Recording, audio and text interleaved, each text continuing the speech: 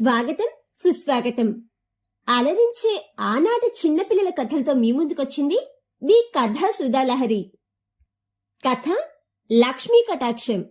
సేకరణ శ్రీమతి నంజల సుధామణి. స్వరం Nagamounika. Please like, share and subscribe to our channel. Lakshmi కటాక్షం.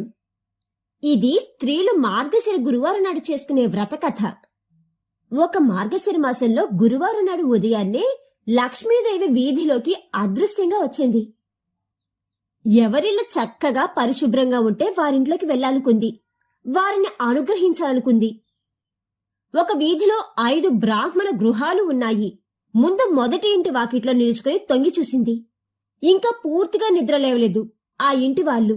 వాకిట్లో ముగ్గులేదు. ఆ గృహిణి పిల్లలు చింపిరి బట్టలతో ఉన్నారు. ఆ తల్లి పిల్లలను ముందేసుకుని పేరు చూస్తూ కూర్చుంది. ఇల్లంతా చిందరవందరగా ఉంది. చిచి, ఇలాంటి ఇంట్లోకి నేను కాలు కూడా పెట్టను అని అసహ్యించుకుని రెండో ఇంటికేసి నడిచింది లక్ష్మీదేవి. ఇంటి ముందు ముగ్గు పెట్టి ఉంది కాని పిల్లలు స్నానపానాలు లేకుండా చద్దనాలు ఆరగిస్తున్నారు. ఇల్లింకా శుభ్రం చేసుకున్నట్లేదు. అన్నాలకు వచ్చింది తొందర. ఇదేం మనుషులు, ఇదేం పద్ధతి, ఇంత అనాచారం ఉండే ఇంట్లోకి నేనెలా వెళ్ళగలను అని వెనుదిరిగింది లక్ష్మి. ఇక మూడో ఇల్లు. వాకిలి పిల్లలు కాస్త శుభ్రంగానే ఉన్నా కాని ఆ ఇల్లాలు పొద్దున్నే చింపిరి గుడ్డలు ముందేసుకుని కుట్టుకుంటోంది. చినిగిన గుడ్డలు కుట్టుకోవలసిందే గాని మధ్యాహ్న సమయంలో అటువంటి పనులు చూసుకోవాలి. ఇటువంటి ఇంట్లో ఉండడం కష్టం అని ముందుకు వెళ్ళింది లక్ష్మి. నాలుగో ఇంట్లో అంతో ఇంతో శుచి శుభ్రం ఉన్నా పిల్లలు జుట్టు పట్టుకుని హోరాహోరీగా పోట్లాడుకుంటున్నారు. పెద్దవాళ్ళు నచ్చజెప్పినా వినడం లేదు. అంత చిన్న పిల్లలకు ఇంత వైషమ్యాలెందుకో అనుకుంది లక్ష్మీదేవి. ఈ అరుపులు ఏడుపులు చికాకు పుట్టించాయి లక్ష్మీదేవికి. ఈ ఇంట్లో అడుగుబెట్టి నేను శాంతిగా ఉండలేను అనుకుంటూ ఆ వీధిలో చివరిదైన ఇంటివైపు నడిచింది లక్ష్మి. ఆ ఇల్లు పరిశుభ్రతకు మారుపేరులాగా ఉంది. ఆ ఇంటి వాళ్ళెంతో పేదవాళ్లు. అది ఒక పాత ఇల్లు. అయినా ఇంటి ముందు ముగ్గు ఎంతో శోభ తెచ్చింది. ఆ ఇంటికి గడపకు పెట్టిన పసుపు కుంకుమలు శోభస్కరంగా ఉన్నాయి. పెరటి వాకిట్లో తులసి కోట ముందు దీపం ఎంతో కలగా వెలుగుతోంది. ఇల్లాలు పూజ చేసుకున్నట్లుంది. ఊదువత్ర సన్నటి పరిమళం, పువ్వుల వాసన, శ్రావ్యమైన గొంతుతో ఆ ఇల్లాలు చెబుతున్న స్తోత్రము, ముందు వైపు వరండాలో ఆ ఇంటి యజమాని చెబుతున్న వేదమంత్రాల ఘోష లక్ష్మీదేవిని ఆకర్షించాయి. ఆమె ఆగలేక గబగబా ఆ ఇంట్లోకి అడుగులు వేసింది. ముందు గదిలో పిల్లలు స్నానం చేసి శుభ్రంగా ఉతికి ఆరవేసిన బట్టలు కట్టుకున్నారు. అవెంతో చినిగిపోయి ఉన్నాయి. వాళ్ళు పాఠ్య పుస్తకాలు వల్లి వేస్తున్నారు.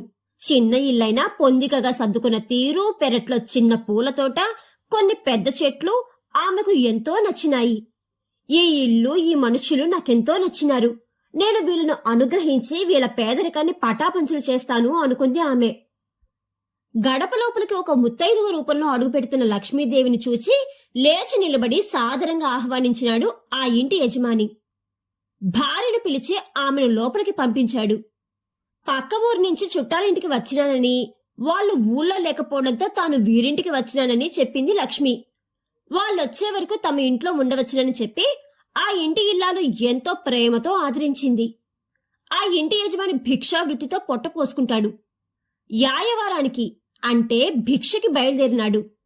అదేమి వింతో, ఆ రోజు అందరూ ఆయనకు భిక్ష వేశారు. మోయిలనంత మూటతో డబ్బులతో వచ్చినాడాయన. ఆ రోజు ఆ ఇంట్లో అందరూ కడుపు నిండుగా పండుగ భోజనం భోంచేసినారు. మరునాడు శుక్రవారం ఆ ఇంట్లో లక్ష్మీదేవి గడిపింది. శనివారం నాడు ఉదయాన్నే లేచి చూసేసరికి ముత్తైదువ రూపంలో వచ్చిన లక్ష్మి కనబడలేదు. ఆమె కోసం వెదుగుతున్న ఆ బ్రాహ్మణ దంపతులకు వారింట్లో మూలమూలలకు బంగారు నాణ్యాలు కుప్పలు కుప్పలుగా కనిపించాయి. లక్ష్మీ కటాక్షానికి వాళ్ళు ఎంతో మురిసిపోయారు. ధనవంతులై మరింత శ్రద్ధ విశ్వాసాలతో పూజా పునస్కారాలు చేసుకోసాగారు. ఈ కథ పెద్దమ్మ చెబుతుంటే ఎంతో పరవశంగా వినేవాళ్లం. అప్పటికప్పుడు బద్ధకాన్ని వదిలించుకోవాలని, లక్ష్మీ కటాక్షం పొందాలని అనుకునేవాళ్ళం. ఆ శ్రద్ధ, క్రమశిక్షణ రాహిత్యం, బద్ధకం, ధర్మం పట్ల అనాసక్తి ఎక్కడ ఉంటాయో అక్కడ లక్ష్మి ఉండదని, అభివృద్ధి ఉండదని చెబుతుంది ఈ కథ. సూర్యుడు ఉదయించేటప్పుడు వచ్చే తొలి కాంతి కిరణంతోనే లక్ష్మి కాంతి రూపంలో వస్తుందని, అప్పటికి ఎవరిల్లు శుచి శుభ్రతతో ఉంటుందో ఎవరింట్లో అప్పటికే దేవతా పూజ జరుగుతుంటుందో అటువంటి ఇళ్లలోకి లక్ష్మి ప్రవేశిస్తుందని శ్రీ చాగంటి వారు చెబుతుంటారు. అలాగే సూర్యాస్త సమయానికి ముందే దీపం పెట్టి హారతి ఇవ్వాలట. చివరి కిరణంగా లక్ష్మి వెళ్లిపోతుందట. అప్పటికి ఎవరింట్లో దీపం పెట్టి శుచి శుభ్రతలతో ఉంటే వారింట్లో ఆ రాత్రి వసిస్తుందట. కథ కంచికి మనం ఇంటికి.